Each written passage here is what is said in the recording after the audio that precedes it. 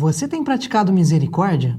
Se a gente for ao dicionário, ele define misericórdia como o sentimento de dor e solidariedade que você sente em relação a alguém que sente dor ou caiu em desgraça. Sinônimo de misericórdia são as palavras dó, compaixão, piedade, e esse sentimento, quando é colocado em prática, ou seja, um ato de misericórdia, pode ser traduzido como perdoar, esquecer uma dívida, indulgência, graça. Se você é cristão, você já deve ter percebido que isso é uma coisa que Deus exige de nós, que sejamos misericordiosos. Inclusive na oração do Pai Nosso, Jesus nos ensina a pedir perdão a Deus e esperar que sejamos perdoados na medida em que nós perdoamos os outros. Algumas pessoas têm dificuldade em entender por que Deus exige que nós sejamos assim. Afinal, ser misericordioso nos dias atuais pode te causar muitos prejuízos, não é mesmo? As pessoas podem se aproveitar da sua misericórdia e da facilidade que você tem em perdoar para abusarem de você, não é mesmo? Então, por que nós devemos exercer misericórdia e perdoar sempre os outros? Até mesmo aquele indivíduo mais sem vergonha que você sabe que vai errar de novo com você. Um dos discípulos de Jesus teve essa mesma dúvida. Pedro perguntou para ele: Mestre, quantas vezes eu devo perdoar alguém que pecou contra mim? 7 vezes? E talvez Pedro até chutou esse número 7 pensando que seria um número muito alto e talvez que Jesus ia falar: Nossa, Pedro, parabéns, hein? 7 vezes? Uau!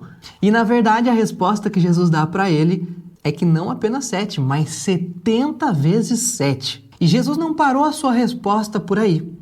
Ele explicou a Pedro por que Deus exige que nós sejamos misericordiosos. Ele conta uma parábola que explica exatamente qual é a nossa condição diante de Deus e por que Deus espera de nós misericórdia para com nossos irmãos. Mateus 18, 23. Jesus dizendo: O reino dos céus é como um rei que desejava acertar as contas com seus servos. Quando começou o acerto, foi trazido à sua presença um que lhe devia uma enorme quantidade de prata. Como não tinha condições de pagar, o Senhor ordenou que ele, sua mulher, seus filhos e tudo o que ele possuía fossem vendidos para pagar a dívida.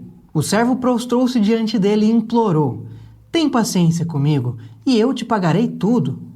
O senhor daquele servo teve compaixão dele, cancelou a dívida e o deixou ir. Repare que o Senhor cancelou a dívida. Ele não deu mais prazo, ele não fez parcelinhas sem juros, mas ele anulou a dívida. Verso 28. Mas quando aquele servo saiu, encontrou um dos seus conservos, que lhe devia 100 denários, uma quantidade bem menor do que a dívida que ele tinha com seu senhor. Mesmo assim, ele não quis saber. Agarrou-o e começou a sufocá-lo, dizendo: Pague-me o que me deve. Então o seu conservo caiu de joelhos e implorou-lhe: Tenha paciência comigo, e eu lhe pagarei tudo. Mas ele não quis.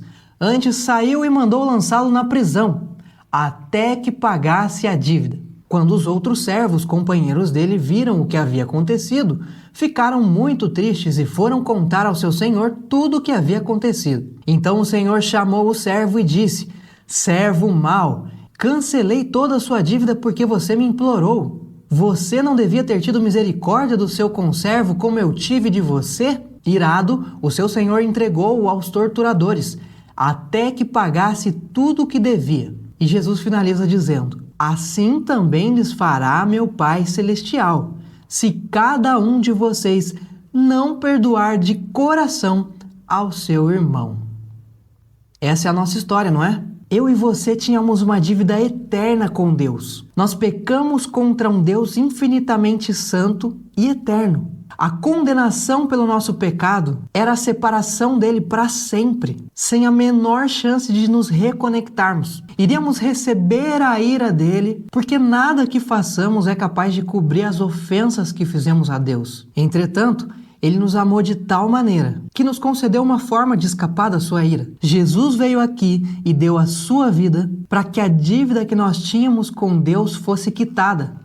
Ele pagou na cruz o preço para que os nossos pecados fossem perdoados. Isso livra todo aquele que nele crê da condenação. Hoje você pode se reconectar a Deus por meio de Jesus, não porque você fez algo para merecer, não porque você foi bonzinho, mas porque mesmo sendo mal, mesmo sendo indigno de pisar no céu, Jesus pagou o preço para que você fosse justificado diante de Deus e possa entrar no seu reino. E é exatamente por isso que o Pai exige que nós sejamos misericordiosos com as outras pessoas. Porque nós recebemos um perdão muito maior.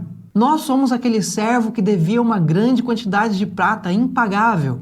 Se você tem dificuldade em perdoar, talvez você ainda não tenha entendido o tamanho da misericórdia que Deus teve com você. Será que se uma pessoa pecar contra você, na mesma intensidade, na mesma frequência que você peca contra Deus, você seria capaz de perdoá-la? A nossa vontade é retribuir o mal com o mal. A nossa tentação é pagar na mesma moeda. Quando nós não perdoamos, olhamos para aquela pessoa que nos ofendeu e vemos somente a ofensa. Esquecemos que ali também existe outro ser humano. Às vezes você não paga na mesma moeda, mas você guarda ressentimentos daquela pessoa. Você guarda um rancor tão enorme contra ela que não gosta nem de frequentar os mesmos lugares, para não encontrar ela lá e reviver esses sentimentos de raiva e desprezo. Bom, imagine se Deus nos tratasse conforme as nossas ofensas. Aí a coisa ia ficar feia de verdade. Imagine se Deus olhasse para nós e não visse filhos, mas visse apenas o nosso pecado contra Ele e nos tratasse na mesma medida. Nós não estaríamos aqui, não é mesmo? Estamos aqui porque desfrutamos da sua graça e do seu perdão.